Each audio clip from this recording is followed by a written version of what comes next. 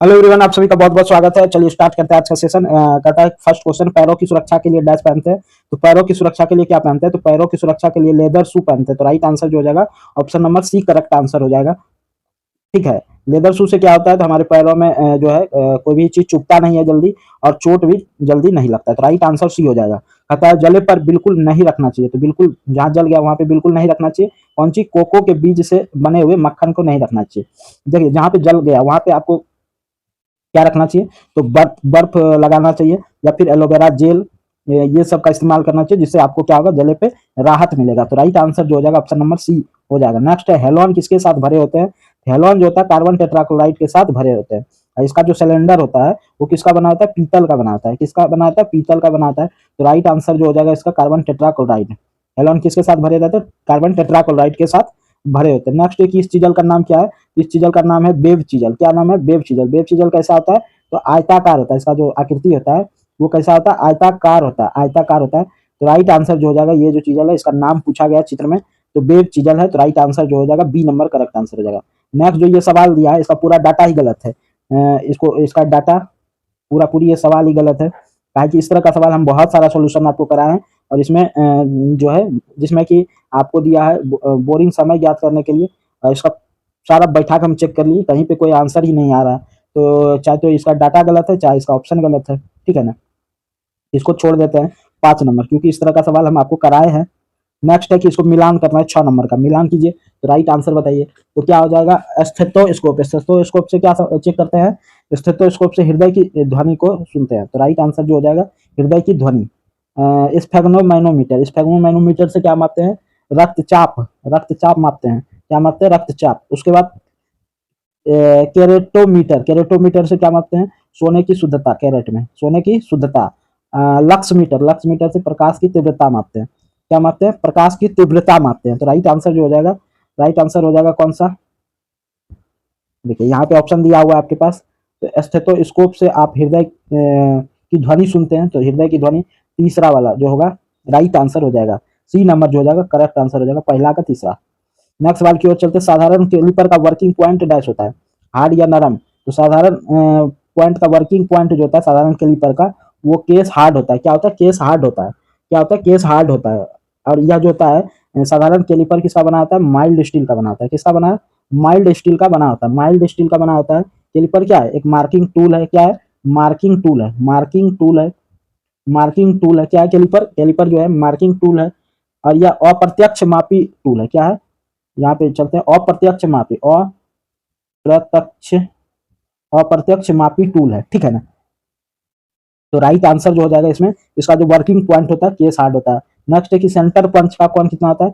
तो प्रिक पंच का 30 degree, dot पंच का 60 डिग्री, सेंटर पंच का 90 डिग्री। तो राइट आंसर जो हो जाएगा ऑप्शन नंबर सी हो जाएगा करेक्ट आंसर। क्या हो जाएगा? ऑप्शन नंबर सी हो जाएगा राइट आंसर। सेंटर पंच जो होता है, सेंटर पंच की लंबाई जो होता है, लेंथ जो होता है, वो 100 mm का होता है। कितना होता है? 100 mm होता है। और यह हाई कार्बन स्टील से बना होता है। क्या होता है? हाई कार्बन स्टील से बना हुआ होता है। ठीक है ना? इसका जो व्यास होता है, सेंटर पंच का जो व्यास होता है डी, वो कितना होता है? 10 mm का होता है। व्यास जो होता है वो 10 mm का होता है। ठीक है ना? तो राइट आंसर जो हो जाएगा वो हो जाएगा सी। नेक्स्ट सवाल की ओर चलते हैं। प्लग गेज का उपयोग डैश के लिए करते हैं। प्लग गेज का उपयोग जो है वो क्या करते हैं? प्लग गेज का उपयोग वर्क पीस में छिद्र का व्यास चेक करने के लिए करते हैं। छिद्र का व्यास जांचने के लिए। छिद्र का व्यास जांचने के लिए। तो वर्क पीस में छिद्र का व्यास जांचने के लिए प्लग गेज का प्रयोग करते हैं। किसका? प्लग गेज का प्रयोग करते हैं। इसमें गो सिरा की जो लंबाई होता है, गो सिरा की लंबाई वो नो गो सिरा से क्या होता है? अधिक होता है। नो गो सिरा से क्या होता है? अधिक होता है। प्लग गेज में गो सिरा की लंबाई जो होता है नो गो सिरा से अधिक होता है। ठीक है ना? ये बात आप ध्यान में रखिएगा। नेक्स्ट सवाल की ओर चलते। ये 10 नंबर सेट चल रहा है। इसका पीडीएफ टेलीग्राम में मिलेगा, लिंक डिस्क्रिप्शन में है। नेक्स्ट है फिलर गेज। जैसे साधारण उपकरण की मदद से किसका मापन किया जाता है?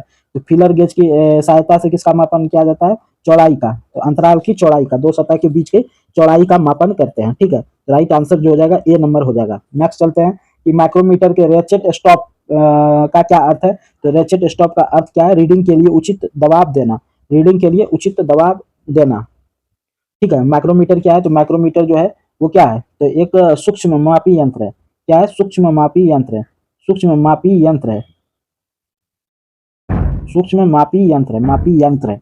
माइक्रोमीटर क्या है? एक सूक्ष्म मापी यंत्र यह जो होता है किसका बना होता है, क्रोमियम स्टील का बना होता है, क्रोमियम स्टील का बना होता है, क्रोमियम स्टील का बना होता है, ठीक है ना। नेक्स्ट सवाल की ओर चलते हैं। नेक्स्ट सवाल कहता है निम्न में से कौन सा मापन उपकरण नहीं है, मापन उपकरण नहीं है तो कौन सा नहीं है, odd leg caliper, odd leg caliper जो है मापन उपकरण नहीं है। ये क्या है, मार्किंग टूल है, क्या है, मार्किंग टूल है, मार्किंग टूल है। और ऑड लेग कैलिपर का अन्य नाम जो है क्या है, तो ऑड लेग कैलिपर का जो अन्य नाम है वो क्या है, तो जेनी कैलिपर, क्या, जेनी कैलिपर, जेनी कैलिपर या हार्माफोल्डाइल कैलिपर, कैलिपर कहते हैं, क्या कहते हैं, हार्माफोल्डाइल कैलिपर कहते हैं, ठीक है ना। ऑड लेग कैलिपर से क्या करते हैं, समांतर रेखा खींचने में या फिर बेलनाकार जॉब के सेंटर ज्ञात करने के लिए, बेलनाकार जॉब का सेंटर ज्ञात करने के लिए या समांतर रेखा खींचने के लिए इसका प्रयोग करते हैं।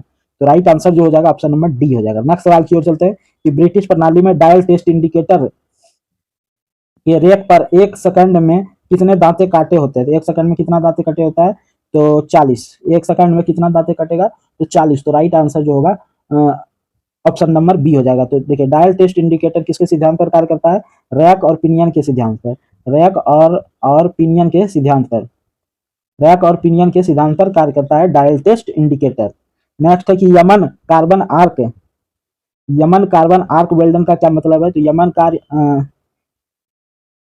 यमन कार्बन आर्क वेल्डन का मतलब क्या है, तो राइट आंसर जो हो जाएगा वो हो जाएगा आर्क वेल्डन प्रक्रिया जिसमें आर्क वेल्डन जो है आर्क विशेष हो होल्डर के साथ 2 कार्बन इलेक्ट्रोड से स्थापित एवं अनुरक्षित होता है। तो यमन कार्बन आर्क वेल्डन का राइट आंसर क्या हो जाएगा, बी नंबर करेक्ट आंसर हो जाएगा। आर्क वेल्डन जो होता है ना एक फ्यूज वेल्डिंग प्रक्रिया है। आर्क वेल्डन जो है ये क्या है, तो आर्क वेल्डन जो है ये क्या, यहाँ पे देखिए आर्क वेल्डन क्या है, तो आर्क वेल्डन जो है फ्यूज वेल्डिंग प्रक्रिया है, फ्यूज का जो वेल्डिंग करते हैं फ्यूज वेल्डिंग प्रक्रिया है, ठीक है ना, जिसका उपयोग धातुओं को जोड़ने के लिए करते हैं।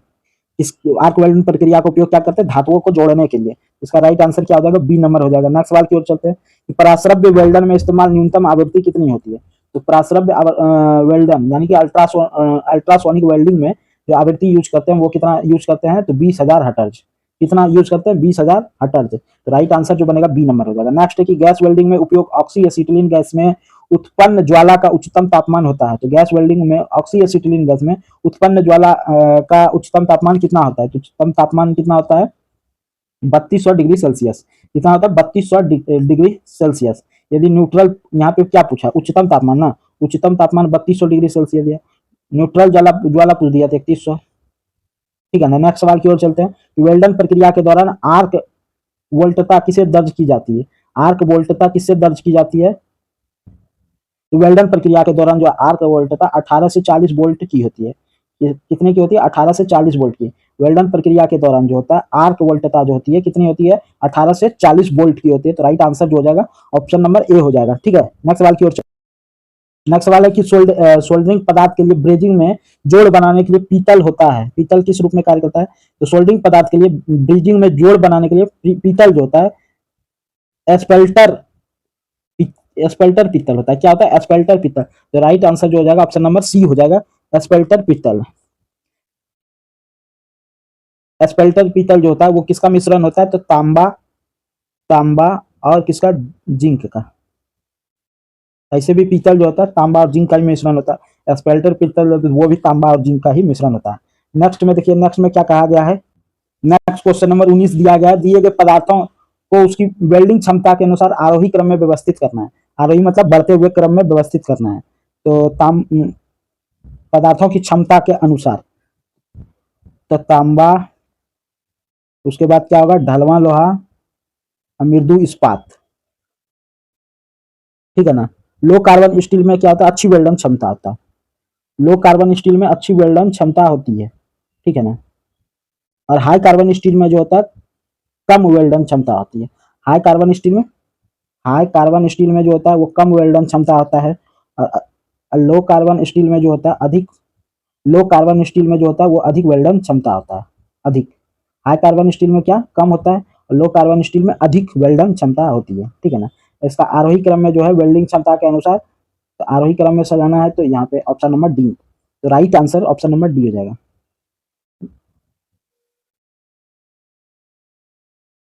नेक्स्ट है कि बोल्स्टर का प्रयोग फोर्जिंग में किया जाता है। बोल्स्टर का प्रयोग जो है लंबाई बढ़ाने के लिए, रिवेट बोल्ट व स्क्रू हेड बनाने के लिए, या बैंडिंग के लिए। तो बोल्स्टर का प्रयोग फोर्जिंग कार्य में किया जाता है, किस लिए? तो किस लिए करते हैं? रिवेट बोल्ट व स्क्रू हेड बनाने के लिए, रिवेट बोल्ट व स्क्रू बनाने के लिए। बोल्स्टर जो है एक फोर्जिंग की प्रक्रिया है।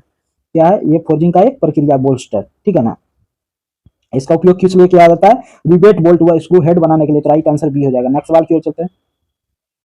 कार्बन की प्रतिशतता हाइपो हाइपोयूटेक्टाइड इस्पात में होगी कितना प्रतिशत? तो 0.8% से कम। क्या होगा? 0.8% से कम। तो ऑप्शन नंबर डी जो हो जाएगा करेक्ट आंसर हो जाएगा। नेक्स्ट बोला है कि क्वेश्चन नंबर 21 है ना, क्वेश्चन नंबर 22 यहाँ सोडियम के बारे में बताया गया है। कहता है सोडियम धातु का संचयन केरोसिन में होता है। ये बात सही है, ये गलत है? फिर कहता है धातु सोडियम वायु प्रवाह होने पर जल जाती है। धातु सोडियम में जो है वायु प्रवाह होगा तो जल जाएगी। तो क्या दोनों बात सही है, लेकिन आर ए का सही व्याख्या नहीं करता। ये सोडियम को किस में रखते हैं? केरोसिन में। यदि खुले में छोड़ देंगे तो आग पकड़ लेगा, इतना बात तो आप जानते हैं। तो ए और आर क्या है? दोनों सही है, लेकिन आर ए का सही व्याख्या नहीं करता। नेक्स्ट सवाल की ओर चलते हैं कि आग मिश्रण है किसका किसका। तो जानते हैं आग के लिए क्या चाहिए आपको? 3 चीज चाहिए, हीट चाहिए, ऑक्सीजन चाहिए, और क्या चाहिए? हीट चाहिए, ऑक्सीजन चाहिए, और आग चाहिए। तो ईंधन चाहिए। क्या चाहिए? ईंधन। तो राइट आंसर क्या हो जाएगा? ऑक्सीजन ताप और ईंधन के रूप में गैस। ईंधन के रूप में गैस, ईंधन के रूप में क्या है? गैस है। तो ऑक्सीजन है, ताप है, और क्या है? ईंधन के रूप में गैस है। तो यहाँ पे आग लग जाएगा। तो राइट आंसर जो हो जाएगा आपका सी नंबर हो जाएगा। तथा निम्नलिखित मिश्र धातुओं में से किसे अमलगम कहते हैं? अमलगम किसको कहते हैं? तो अमलगम किसको कहते हैं? तो पारा के साथ कोई भी अन्य धातु जो है मिश्रण जो है क्या कहलाता है? अमलगम कहलाता है। पारा के साथ कोई भी अन्य धातु का मिश्रण क्या कहलाता है? अमलगम कहलाता है। पारा के साथ यहाँ पे क्या है? जस्ता। तो यहाँ पे अमलगम यही होगा। पारा के साथ जस्ता है तो अमलगम यही होगा, ठीक है ना। तो राइट आंसर जो हो जाएगा ऑप्शन नंबर सी। लेकिन क्या अमलगम बनाने के लिए लोहा को इग्नोर करेंगे। लोहा को छोड़कर कोई अन्य धातु, लोहा को छोड़कर लोहा को छोड़कर कोई भी अन्य धातु पारा के साथ यदि मिलेगा तो अमलगम का निर्माण करेगा। तो राइट आंसर जो हो जाएगा यही हो जाएगा। नेक्स्ट सवाल की ओर चलते हैं कि एनेलिंग किस उद्देश्य के लिए किया जाता है? एनेलिंग जो होता है वो किस उद्देश्य के लिए किया जाता है? तो कोमलता प्राप्त करने के लिए, क्योंकि एनेलिंग जो है, एनेलिंग क्या है? एनेलिंग फिनिशिंग का एक प्रक्रिया है। तो कोमलता प्राप्त करने के लिए एनेलिंग का कुछ उद्देश्य है। उद्देश्य क्या है? तो उद्देश्य है धातुओं में यांत्रिक गुण बढ़ाना, मैशनेबिलिटी का गुण बढ़ाना, धातुओं की कठोरता को कम करना, कठोरता को कम करना, कठोरता को कम करना। तो कठोरता कम करेगा तो क्या होगा? कोमलता बढ़ेगा। तो राइट आंसर हो जाएगा सी। नेक्स्ट है इस्पात संयंत्र इस्पात की यांत्रिक सामर्थ्य बढ़ाने के लिए कौन सी हीट ट्रीटमेंट का प्रयोग करते हैं? यांत्रिक सामर्थ्य बढ़ाने के लिए कौन सा हीट ट्रीटमेंट करते हैं? तो नॉर्मलाइजिंग करते हैं। क्या करते हैं? नॉर्मलाइजिंग करते हैं। ऑप्शन नंबर डी जो हो जाएगा करेक्ट आंसर हो जाएगा। ऑप्शन नंबर डी जो हो जाएगा करेक्ट हो जाएगा। नेक्स्ट है कि ब्रिनल हार्डनेस टेस्टिंग मशीन का इंडक्टर डैश पदार्थ का बना होता है। ब्रिनल हार्डनेस टेस्टिंग मशीन का इंडक्टर कौन से पदार्थ का बना होता है? तो टंगस्टन कार्बाइड का बना होता है। किसका? टंगस्टन कार्बाइड का बना होता है। तो right answer option number A हो जाएगा करेक्ट आंसर। नेक्स्ट है कि थ्री जॉ चक का साइज जो है स्पेसिफाई किया जाता है। तो थ्री जॉ चक का जो है साइज स्पेसिफाई किया जाता है किससे? तो किससे किया जाता है? चक की बॉडी के व्यास से। चक की बॉडी के व्यास से किया जाता है। तो राइट आंसर जो हो जाएगा ऑप्शन नंबर सी हो जाएगा। थ्री जॉ चक की साइज का स्पेसिफिकेशन किससे किया जाता है? तो चक की बॉडी के व्यास से किया जाता है। तो राइट आंसर जो होगा ऑप्शन नंबर सी हो जाएगा। नेक्स्ट है कि सीमेंटीकृत कार्बाइड औजार की अग्र को डैश द्वारा जोड़ा जाता है। तो किसके द्वारा जोड़ा जाता है? तो ब्रेजन प्रक्रिया के द्वारा जोड़ा जाएगा। किस प्रक्रिया के द्वारा? ब्रेजन प्रक्रिया के द्वारा जोड़ा जाएगा। सीमेंटाइट कार्बाइड औजार को किसके द्वारा? ब्रेजन के द्वारा जोड़ा जाएगा, ठीक है ना। नेक्स्ट सवाल की ओर चलते हैं। एक खराद पर प्रचालन जहां प्रचालन के बाद व्यास को बढ़ाया जाता है उसको क्या कहते हैं? शायद रिमिंग। तो 30 का राइट आंसर क्या हो जाएगा? एक खराद पर प्रचालन जहां पे प्रचालन के बाद व्यास को बढ़ाया जाता है क्या कहलाता है? तो नर्लिंग ऑपरेशन के बाद बढ़ाया जाता है। इसके बाद नर्लिंग ऑपरेशन के बाद वर्कपीस के व्यास को बढ़ाया जाता है। तो राइट आंसर जो हो जाएगा डी नंबर करेक्ट आंसर हो जाएगा। नेक्स्ट है कि बैकलेस एलिमिनेटर को डैश में देना चाहिए। बैकलेस एलिमिनेटर को किसमें देना चाहिए? डाउन मिलिंग में। तो किस में देना चाहिए, डाउन मिलिंग में। आंसर जो हो जाएगा ऑप्शन नंबर बी करेक्ट आ जाएगा। बैकलेस एनिमुलेटर को किस में देना चाहिए, डाउन मिलिंग में देना चाहिए। नेक्स्ट सवाल की ओर चलते हैं। तथा एक बहुत सूक्ष्म छेद बनाने के लिए प्रचालन का सही क्रम क्या है। तो बहुत सूक्ष्म छेद बनाने के लिए पहले क्या करेंगे, ड्रिलिंग, उसके बाद रिमिंग, उसके बाद होर्निंग, ठीक है ना। ड्रिलिंग के द्वारा पहले छेद किया जाता है, उसके बाद रिमिंग क्रिया के द्वारा क्या किया जाता है, छेद को फिनिश्ड एवं साफ किया जाता है। उसके बाद हॉर्निंग क्रिया के द्वारा परिशुद्ध और क्या किया जाता है, पॉलिश किया जाता है। ड्रिलिंग पहले करेंगे तो उसमें छेद करेंगे, रिमिंग के द्वारा क्या करेंगे, फिनिश्ड करेंगे, साफ करेंगे, और उसके बाद हॉर्निंग के द्वारा क्या करेंगे, पॉलिश करेंगे। तो बहुत सूक्ष्म छेद बनाने के लिए प्रचालन का सही क्रम क्या है, ऑप्शन नंबर बी। तथा रस्से के एक भाग के रस्से से दूसरे भाग से जोड़ने को क्या कहते हैं, रस्से के एक भाग से रस्से के दूसरे भाग को जोड़ने को क्या कहते हैं। तो जोड़ने को क्या कहते हैं, गांठ कहते हैं या नॉट कहते हैं। रस्सी को गोलाई में मोड़ने को क्या कहते हैं, बाइट कहते हैं। रस्सी को गोलाई में यदि मोड़ते हैं तो उसको क्या कहते हैं, बाइट कहते हैं, ठीक है। तो राइट आंसर हो जाएगा। नेक्स्ट है कि क्रॉस बेल्ट ड्राइव में दोनों शाफ्ट आपस में समांतर होते हैं, क्यों। तो दोनों पुल्लियां अलग अलग दिशा में घूमती है इसलिए। नेक्स्ट देखिएगा, क्रॉस बेल्ट ड्राइव में दोनों शाफ्ट आपस में समांतर होते हैं, क्यों। तो क्यों होता है, क्योंकि दोनों पुल्लियां अलग अलग दिशा में घूमती है इसलिए, ठीक है ना। दोनों पुल्लियां क्या होता है, अलग अलग दिशा में घूमती है इसलिए। क्रॉस बेल्ट ड्राइव किसको कहते हैं, क्रॉस बेल्ट ड्राइव किसको कहते हैं, ये बात आप समझ लीजिए। क्रॉस बेल्ट ड्राइव, जब बेल्ट को जो होता है ना, एक पुल्ली के ऊपर से दूसरी पुल्ली के नीचे होकर गुजारी जाती है। जैसे कि एक पुल्ली ये है और एक पुल्ली ये है, ठीक है, दो पुल्ली है, एक पुल्ली के ऊपर से दूसरी पुल्ली के नीचे से गुजारी जाएगी बेल्ट को, इसको क्या कहेंगे, क्रॉस बेल्ट ड्राइव करेंगे। इसमें समांतर होती है, तो दोनों पुल्लियां अलग अलग दिशा में घूमती है, इसलिए क्या होती है, दोनों शाफ्ट आपस में क्या होता है, समांतर होता है, ठीक है ना। दोनों शाफ्ट आपस में समांतर होता है। नेक्स्ट है कि दो शाफ्ट को एक सीध में जोड़ा जाता है, बियरिंग, कपलिंग, ब्रेकट या पुल्ली के द्वारा। तो दो शाफ्ट को एक सीध में जोड़ा जाता है, इस प्रक्रिया को क्या कहते हैं, कपलिंग कहते हैं। कपलिंग करते हैं, तो राइट आंसर जो हो जाएगा बी नंबर हो जाएगा। नेक्स्ट सवाल की ओर चलते हैं।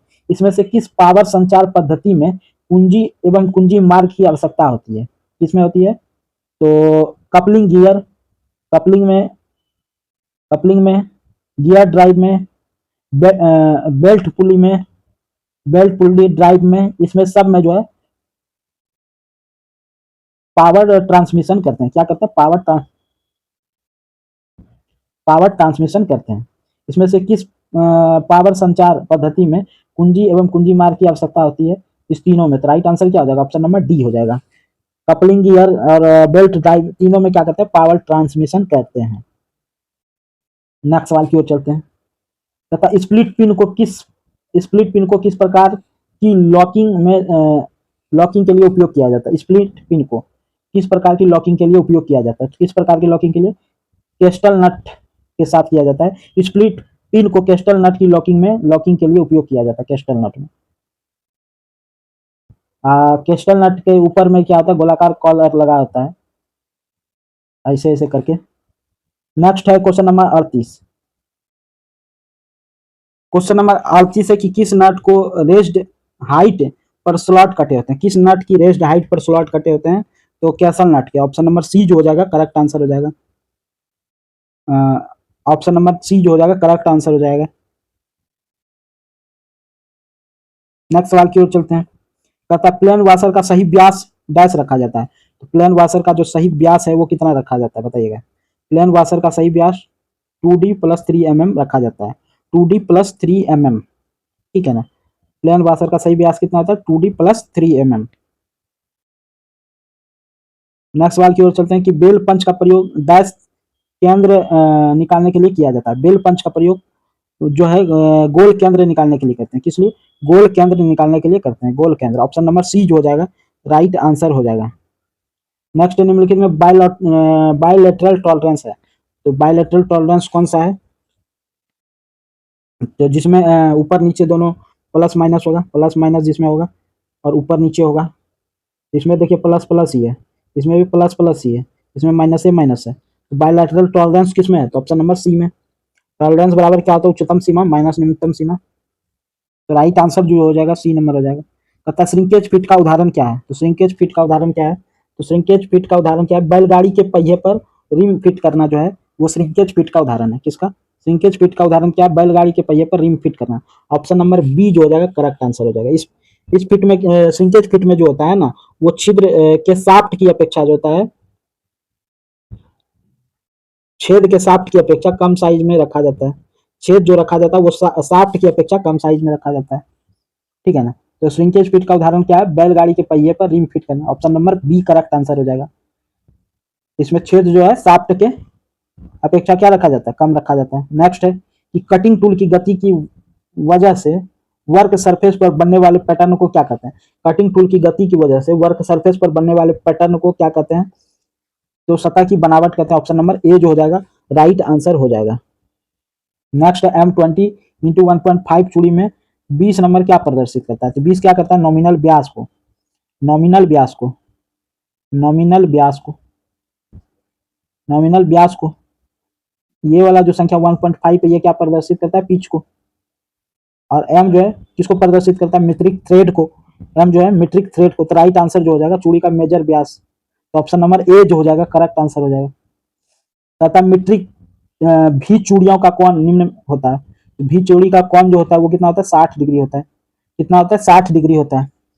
बटरेस चूड़ी का जो होता है, बट रेस चूड़ी का जो होता है वो कितना होता है? 45 डिग्री होता है बटरेस चूड़ी का।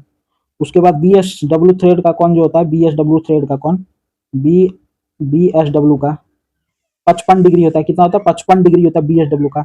बी ए थ्रेड का एंगल जो होता है, बी ए थ्रेड का वो कितना होता है? 47.5 डिग्री होता है। उसके बाद और भी है स्क्वायर थ्रेड। स्क्वायर थ्रेड का कितना होता है? 90 डिग्री होता है। एक में थ्रेड का कितना होता है? 29 डिग्री होता है। तो ये सब आपको याद रखना है। तथा नायलॉन हैंड का कार्य क्या है? तो नायलॉन हैंड का कार्य बताना है। तो नायलॉन हैंड का क्या कार्य है? पार्ट्स की असेंबलिंग करना। नायलॉन हैंड का क्या कार्य है? पार्ट्स की असेंबलिंग करना। नायलॉन हैंड का क्या? हैंड नहीं, हैमर है। क्या है? नायलॉन हैमर है। नायलॉन हैमर का क्या कार्य है? पार्ट्स को असेंबल करना। नायलॉन हैमर जो होता है एक प्रकार का क्या होता है? सॉफ्ट हैमर होता है। सॉफ्ट हैमर का प्रकार है। सॉफ्ट हैमर का प्रकार है नायलॉन हैमर। यहाँ पे क्वेश्चन गलती टाइप हुआ है नहीं है, हैमर है। क्वेश्चन नंबर 47 देखिएगा। तथा स्निप हाथ में उपयोग किए जाने वाला उपकरण जिसका उपयोग डाइस के लिए किया जाता है। तो स्निप मतलब क्या होता है? कैंची होता है। पहले तो यही समझ लीजिए क्या होता है? कैंची होता है। तो कहता है स्निप हाथ में उपयोग किया जाने वाला वह उपकरण जिसका उपयोग किया जाता है धातुओं को छेद करने के लिए। कैंची का उपयोग छेद करने के लिए करते हैं, या भट्टी में तापमान मापने के लिए, या वृत्त के केंद्र को चिन्हित करने के लिए, या धातु के चादर या कठोर जालों को काटने के लिए। तो आंसर क्या हो जाएगा? ऑप्शन नंबर डी हो जाएगा। कैंची का उपयोग जो है जाल को या चादर को काटने के लिए करते हैं। और यह जो बना आता है वह किसका बना होता है? हाई कार्बन स्टील का बना होता है। हाई कार्बन स्टील का बनाता है कैंची। तो राइट आंसर डी हो जाएगा। नेक्स्ट है कि काउंटर शंख रिवेट की लंबाई रखी जाती कितनी? तो T+0.6D। तो एल जो रखी जाती है वो कितने? T+0.6D। ऑप्शन नंबर डी जो हो जाएगा करेक्ट आंसर हो जाएगा। एल जो है वो क्या है? तो रिवेट की लंबाई है। क्या है? रिवेट की लंबाई। रिवेट की लंबाई है। टी जो है प्लेट की मोटाई है। टी क्या है? प्लेट की मोटाई है। प्लेट की मोटाई है। और डी क्या है? तो डी क्या है? रिवेट का व्यास। ठीक है ना? कहता है निम्नलिखित में से कौन सी विधि का प्रयोग आमतौर पर GI पाइपों पर चूड़ी काटने के लिए करते हैं? तो चूड़ी काटने के लिए डाई स्टॉक का, बाहरी चूड़ी के लिए डाई स्टॉक का ही प्रयोग करेंगे। GI pipe galvanised iron pipe हो गया। और टैप का प्रयोग जो होता है वो आंतरिक पाइप आंतरिक थ्रेड काटने के लिए, आंतरिक चूड़ी काटने के लिए किसका? टैप का प्रयोग करते हैं। आंतरिक चूड़ी काटने के लिए, आंतरिक चूड़ी काटने के लिए टैप का प्रयोग करते हैं। और बाह्य चूड़ी काटने के लिए डाई का प्रयोग करते हैं। ठीक है ना? नेक्स्ट सवाल की ओर चलते हैं कि सिंक बेसिन डैश से निर्मित होता है। सिंक बेसिन जो होता है, बेसिन जो आपके किचन में लगा होता है बेसिन, वो किससे निर्मित होता है? तो सिरेमिक फाइबर या जंगरोधी इस्पात, इसमें से सभी से निर्मित होता है। सिरेमिक बेसिन जो है वो जंगरोधी स्टील फाइबर इस सब से निर्मित होता है। तो राइट आंसर उपरोक्त तो सभी हो जाएगा। कहता है गेट वाल्व का उद्देश्य निम्नलिखित में से किस दिशा में पानी प्रवाह होने देना है? तो गेट वाल्व का उद्देश्य किस दिशा में? सीधा रेखा में, कोणीय, समकोणीय, या किसमें? तो जो है सीधी रेखा में। गेट वाल्व का उद्देश्य क्या है? सीधी रेखा में पानी एक ही दिशा में प्रवाहित हो। तो राइट आंसर जो हो जाएगा ऑप्शन नंबर बी हो जाए। गेट बाल्ब जो है एक प्रकार का बाल्ब ही है, ठीक है ना। नेक्स्ट है कि नेक्स्ट सवाल की ओर चलते हैं, निम्नलिखित में से किस पदार्थ में लेप नहीं बनाए जाते हैं, किस पदार्थ में लेप नहीं बनाया जाता है, तो किसमें लेदर में जो है लेप नहीं चढ़ाया जाता या बनाया जाता है। ऑप्शन नंबर ए को जो हो जाएगा राइट आंसर हो जाएगा। नेक्स्ट सवाल की ओर चलते हैं, चित्र में दर्शाए गए युक्ति के द्वारा जॉब का आउटलेट रेखाएं खींची जा सकती है। जॉब के लिए आउटलेट रेखाएं खींचना किसका प्रयोग करें, स्क्राइबर का ना, क्योंकि स्क्राइबर ही मार्किंग टूल है। क्या है स्क्राइबर, मार्किंग टूल है, मार्किंग टूल है। रेखा खींचने के लिए किसका प्रयोग करेंगे, स्क्राइबर का। BIS के अनुसार जो स्क्राइबर होता है 150 से 200 mm लंबाई तक का होता है, 200 mm लंबाई तक का होता है, ठीक है ना, 200 mm लंबाई तक का होता है। नेक्स्ट है कि प्रथम टैप, द्वितीय टैप तथा तलिया टैप के डैश में अंतर है। क्वेश्चन नंबर 54 है, कहता प्रथम टैप, द्वितीय टैप और तलिया टैप के डैश में अंतर है, टेपर लीड में अंतर है। किस में अंतर है, टेपर लीड में। टैप जो है वो क्या है, टैप जो है एक प्रकार का हैंड कटिंग टूल है। टैप क्या है, एक प्रकार का हैंड कटिंग टूल है। नेक्स्ट है कि पाइप के सॉकेट में चूड़ी काटने के लिए कौन से टैप का प्रयोग करते हैं, तो चूड़ी काटने के लिए कौन से टैप का प्रयोग करते हैं, गैस टैप का प्रयोग करते हैं। ऑप्शन नंबर ए जो हो जाएगा राइट आंसर हो जाएगा। नेक्स्ट सवाल की ओर चलते हैं कि सॉकेट पैच हेड के आवसन के लिए कम गहराई तक छिद्र के अंत को बड़ा करने की प्रक्रिया को क्या कहते हैं, छिद्र के अंत को बड़ा करने की प्रक्रिया को कहते हैं प्रतिछिद्रन, प्रतिसछिद्रन, ठीक है ना। तो राइट आंसर जो हो जाएगा ऑप्शन नंबर बी हो जाएगा। तो ऑप्शन नंबर बी जो हो जाएगा करेक्ट आंसर हो जाएगा। नेक्स्ट है कि ट्विस्ट ड्रिल डैश से बनी होती है। नेक्स्ट है कि ट्विस्ट ड्रिल किससे बना होता है, हाई स्पीड स्टील से, हाई स्पीड स्टील से बना होता है। ट्विस्ट ड्रिल किससे बना होता है, हाई स्पीड स्टील से बना होता है। ट्विस्ट ड्रिल की कटिंग स्पीड जो होता है अधिक होता है, कटिंग स्पीड जो होता है वो क्या होता है, अधिक होता है। ट्विस्ट ड्रिल का कटिंग स्पीड जो होता है अधिक होता है। नेक्स्ट सवाल की ओर चलते हैं, कहता है एक ड्रिल एक संपूर्ण परिक्रमा में जॉब में प्रवेश करने की प्रक्रिया को क्या कहते हैं, एक ड्रिल एक संपूर्ण परिक्रमा में जॉब में प्रवेश करने की प्रक्रिया को क्या कहते हैं, जॉब में प्रवेश करने की प्रक्रिया को क्या कहते हैं, तो भरण, फीड कहते हैं। क्या कहते हैं, फीड कहते हैं, फीड कहते हैं यानी कि भरण कहते हैं। एक ड्रिल एक संपूर्ण परिक्रमा में, ड्रिल एक बार घूमेगा, मान लेते हैं ये ड्रिल है आपके पास छोटा सा, एक बार घूमेगा, इसको ड्रिलिंग मशीन में लगा के घुमाएंगे, तो एक संपूर्ण परिक्रमा में जॉब में प्रवेश करने की प्रक्रिया को क्या कहेंगे, फीड कहेंगे, भरण कहेंगे। आंसर क्या हो जाएगा, ऑप्शन नंबर सी हो जाएगा। एक ड्रिल एक संपूर्ण परिक्रमा में जॉब में प्रवेश करने की प्रक्रिया को क्या कहते हैं, भरण कहते हैं या फिर फीड कहते हैं। नेक्स्ट क्वेश्चन नंबर 59, वह जिग जिसमें बेस प्लेट नहीं होता उसका नाम बताना है। तो नाम क्या है, प्लेट जिग है। प्लेट जिग में क्या होता है, बेस प्लेट नहीं होता है। जिग जो होता है, जिग कैसा टूल है जिसमें किसी जॉब को एक निश्चित अवस्था में जकड़ कर रखते हैं तथा क्या करते हैं, कटिंग टूल को गाइड करते हैं, क्या करते हैं, कटिंग टूल को गाइड करते हैं। नेक्स्ट 60 नंबर क्वेश्चन है कि व्यापक उत्पादन में टूल का मार्गदर्शन करने और जॉब को कसकर पकड़ने के लिए निम्नलिखित में से किसका प्रयोग करते हैं, किसका करेंगे, अभी तुरंत बताया आपको, किसका करेंगे, जिग का प्रयोग करेंगे कटिंग टूल को गाइड करने के लिए, कसकर पकड़ने के लिए। तो राइट आंसर क्या हो जाएगा, जिग हो जाएगा। नेक्स्ट है कि रीमर में सम संख्या में कर्तन छोर होते हैं, इसका क्या कारण है, तो रीमर में जो होता है सम संख्या में कर्तन छोर होता है, इसका कारण क्या है, मापन को आसान बनाने की विधि है। यह क्या है, मापन को आसान बनाने के लिए करते हैं, मापन को आसान बनाने के लिए होता है। रीमर का प्रयोग जो होता है ना, ये जो रीमर है, रीमर का प्रयोग जो है वो किस लिए करते हैं, ड्रिल बनाने के बाद छिद्र का आकार और गोलाई को सही करने के लिए, छिद्र का आकार और गोलाई को सही करने के लिए रीमर का प्रयोग करते हैं। कहता रेती का भाग टेपर होता है, कितना भाग टेपर होता है, तो रेती का 1/3 भाग जो होता है, फाइल का 1/3 भाग टेपर होता है, ठीक है ना। रेती जो होता है हाई कार्बन स्टील से बना होता है, किससे बना होता है, रेती, रेती जो होता है हाई कार्बन स्टील से बना होता है, हाई कार्बन स्टील से बना होता है। नेक्स्ट है कि क्वाड कट रेती का फेस चपटा होता है, इसका उपयोग किया जाता है। तो क्वाड कट रेती का फेस जो होता है चपटा होता है, इसका उपयोग जो होता है किस लिए होता है, नर्म धातु जैसे कि aluminium, tin, aluminium, tin, aluminium, tin, तांबा को रेतने के लिए, नर्म धातु को रेतने के लिए, सीधा सीधी याद रखेंगे, नर्म धातु को रेतने के लिए कर्व कट रेती का प्रयोग करते हैं, किसका, कर्व कट रेती का प्रयोग करते हैं। अब नर्म धातु में एल्युमिनियम, टीन, तांबा, तो राइट आंसर क्या हो जाएगा, नर्म धातु जैसे कि एल्युमिनियम, टीन, तांबा को रेतने के लिए प्रयोग करते हैं। ये जो होता है क्वाड कट रेती जो होता है बहुत कम जो है धातु को काटता है। नेक्स्ट है कि इंजीनियर वाइस का आमाप डैश द्वारा निर्दिष्ट किया जाता है। इंजीनियर वाइस का आमाप किसके द्वारा निर्दिष्ट किया जाता है? तो जौ की चौड़ाई से, जौ की चौड़ाई से। इंजीनियर वाइस का आमाप किससे तय किया जाता है? जौ की चौड़ाई से। वाइस का जो बॉडी होता है वो कास्ट आयरन का बना होता है। वाइस का जो बॉडी होता है वो किसका बना होता है? कास्ट आयरन का बना होता है, कास्ट आयरन का। तो राइट आंसर जो हो जाएगा जौ की चौड़ाई से, आंसर बी। कहता है इसमें से कौन सा कटिंग एवं थ्रेडिंग के दौरान पाइप को सही स्थिति में पकड़े रखता है? पाइप को सही स्थिति में कटिंग और थ्रेडिंग के दौरान कौन पकड़े रहेगा? पाइप बाइस। कौन पकड़े रहेगा? पाइप बाइस। तो राइट आंसर जो हो जाएगा ऑप्शन नंबर एक हो जाएगा। नेक्स्ट सवाल की ओर चलते हैं कि स्नेहक आवश्यक है। स्नेहक आवश्यक किस लिए है? मशीन को स्मूथ चलाने के लिए, मशीन को स्मूथ चलाने के लिए, अधिक लोड पर मशीन को स्मूथ चलाने के लिए। ऑप्शन नंबर डी जो हो जाएगा करेक्ट आंसर हो जाएगा। स्नेहक के कारण क्या होता है? घर्षण कम होता है। क्या होता है? मशीन के बीच दो पार्ट्स के बीच घर्षण कम होता है और कोई भी धातु उसमें जंग लगने से बच भी जाता है। नेक्स्ट देखिएगा, तेल का वह तापमान बिंदु जिस पर तेल गाढ़ा होकर जमता नहीं है तथा बहता रहता है उसे क्या कहते हैं? उसे क्या कहते हैं? पोर पॉइंट कहते हैं।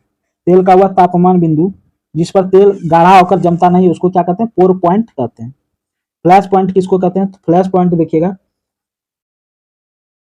तेल या लुब्रिकेंट का वह बिंदु जिस पर वह भाप बनकर उड़ना शुरू हो जाता है। क्या? भाप बनकर उड़ना शुरू हो जाता है, उसको क्या कहते हैं? फ्लैश पॉइंट कहते हैं। फ्लैश पॉइंट कहते हैं तेल या लुब्रिकेंट का वह तापमान जिस पर वह क्या होता है? भाप बनकर उड़ना शुरू कर देता है, वाष्प बनकर उड़ना शुरू कर देता है, उसको क्या कहते हैं? फ्लैश पॉइंट कहते हैं। नेक्स्ट सवाल की ओर चलते हैं, बियरिंग का क्या कार्य है? तो बियरिंग का क्या कार्य है? तो बियरिंग का जो कार्य है वो बताना है आपको। तो शाफ्ट और गियर की गति को आसान बनाना, शाफ्ट और गियर की गति को आसान बनाना। बियरिंग का कुछ उद्देश्य भी है, जैसे कि शाफ्ट को स्थिर रखना तथा आधार प्रदान करना, शाफ्ट को बिना रुकावट चलने के लिए मदद करना, घिसाव क्रिया को निम्न करने के लिए, ये सभी बियरिंग का उद्देश्य है। तथा रोलर बियरिंग में संपर्क क्षेत्र होता है, तो रोलर बियरिंग में जो संपर्क क्षेत्र जो होता है, रेखा होता है। ऑप्शन नंबर ए जो हो जाएगा करेक्ट आंसर हो जाएगा। नेक्स्ट है कि मशीनों में अचानक आई खराबी को दूर करने को क्या कहते हैं? तो मशीनों में अचानक आई खराबी को दूर करने के लिए दूर करने को क्या कहते हैं? ब्रेक डाउन मेंटेनेंस कहते हैं। क्या कहते हैं? ब्रेक डाउन मेंटेनेंस कहते हैं। ऑप्शन नंबर सी जो हो जाएगा करेक्ट आंसर हो जाएगा। नेक्स्ट सवाल की ओर चलते हैं, परिवहन का चिन्ह बताना। परिवहन को किससे दर्शाते हैं? इस चिन्ह से दर्शाते हैं, ऑप्शन नंबर ए वाला, जो बराबर के साथ तीर का निशान है। कोई भी ऑपरेशन हो रहा है तो ऑपरेशन को गोल चिन्ह से दर्शाते हैं। निरीक्षण को इससे दर्शाते हैं, निरीक्षण को, निरीक्षण चल रहा है तो इस चिन्ह से दर्शाते हैं, वर्ग के चिन्ह से। ठीक है ना। नेक्स्ट सवाल की ओर चलते, पीईआरटी समय का निम्न समय का अनुमान है। पीईआरटी निम्न समय का अनुमान है। तो पीईआरटी तीन समय का अनुमान है। क्या है?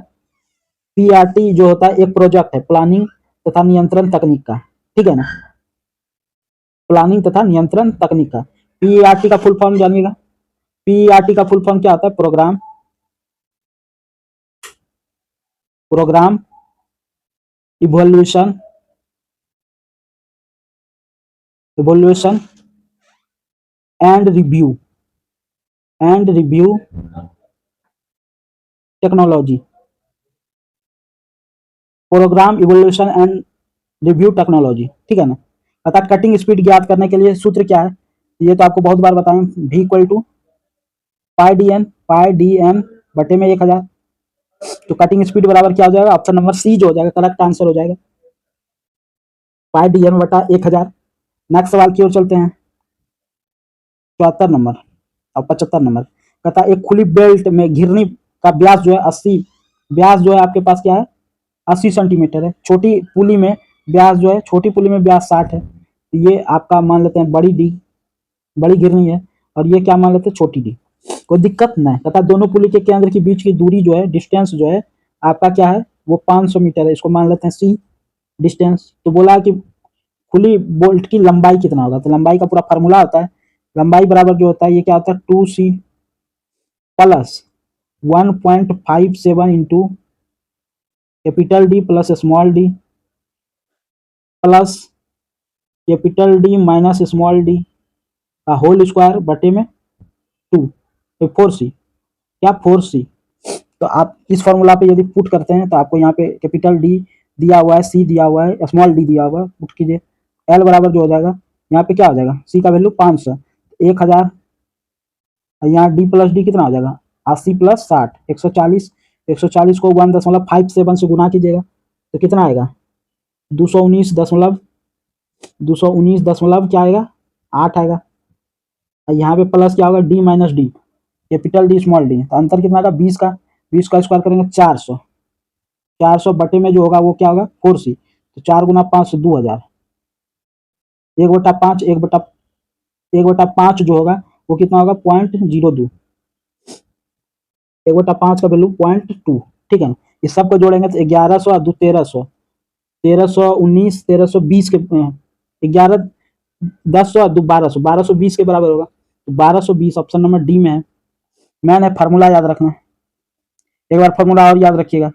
एल बराबर क्या होता है, तो एल बराबर 2c plus 1.57 into capital D plus small D, capital D plus small D plus capital D minus small D का होल स्क्वायर बटे में 4c, ठीक है। नेक्स्ट है कि 63 kg भार के एक मिश्र धातु में तांबे और जिंक को क्रमशः 4, 3 और 2 के अनुपात में बनाया जाता है। इस मिश्रण में इस मिश्र धातु में से प्रत्येक धातु को सही भार क्या होगा, इस सबको जोड़िएगा, 4 3 7 2 9, 9 7 63, 1 यूनिट बराबर 7, 4 यूनिट बराबर 28, उसके बाद 3 यूनिट बराबर 21, 2 यूनिट बराबर 14, तो राइट आंसर जो हो जाएगा सी नंबर करेक्ट हो जाएगा, सी नंबर करेक्ट हो जाएगा। तो कैसा लगा आज का सेशन कमेंट करके बताइएगा, वीडियो अच्छा लगा तो वीडियो को लाइक और ज़्यादा से ज़्यादा शेयर कीजिएगा।